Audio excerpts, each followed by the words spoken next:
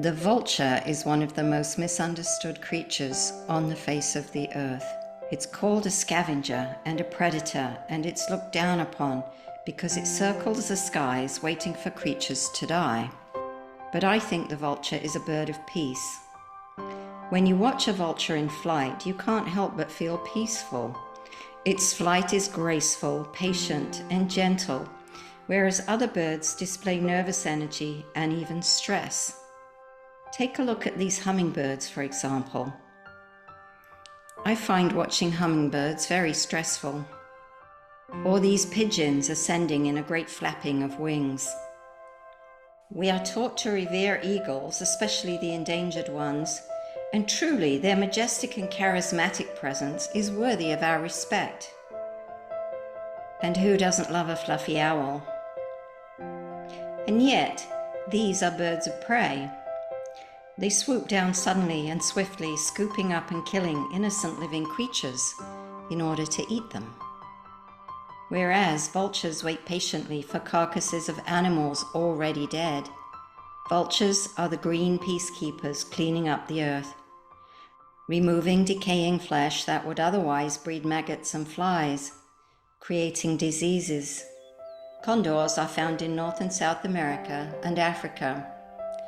The condor of the Andes is the largest member of the vulture family. The eagle is said to rule the north and represents yang energy, outgoing masculine energy, the divine masculine.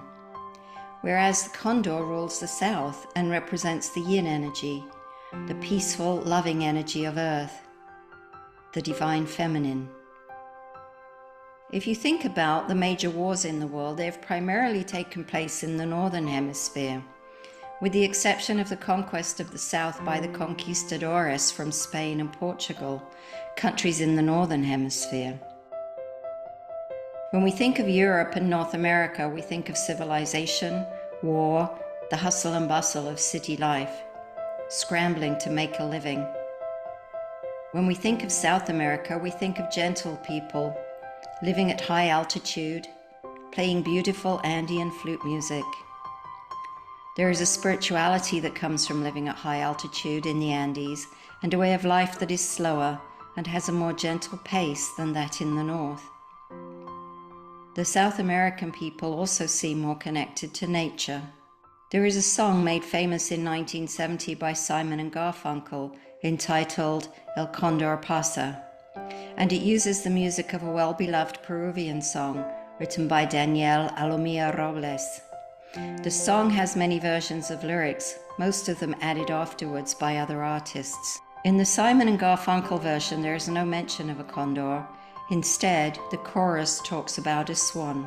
The original version of the song was part of a musical play depicting the story of downtrodden miners in the Peruvian Andes, abused by their cruel boss. The play ends in tragedy, and a condor appears at the end of the play as a sign of hope and freedom.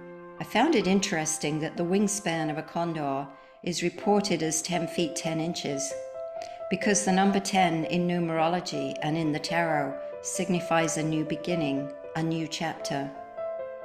And it reaches a weight of 33 pounds, and that's interesting because 33 in numerology is known as a master number, which carries high spiritual energy, the energy of peace, compassion, and harmony. The lyrics in many of the Spanish versions of the song talk of the strength of the Inca warriors, led by the last Incan emperor, Atahualpa, in the face of invasion by the conquistadores.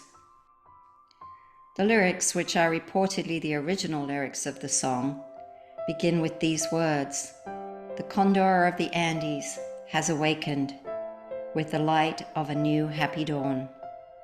The indigenous peoples of the Americas say that when the condor and the eagle come together and fly in the same sky, there will be greater balance between the yin and yang energies on Earth. This energy will ripple outwards to everyone in the Americas, creating a greater sense of balance and peace in people's hearts.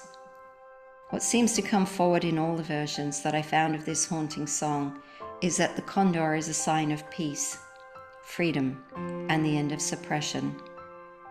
This is a time in our spiritual awakening where the divine feminine is rising up, not just in women, but in men, not just in people, but in countries.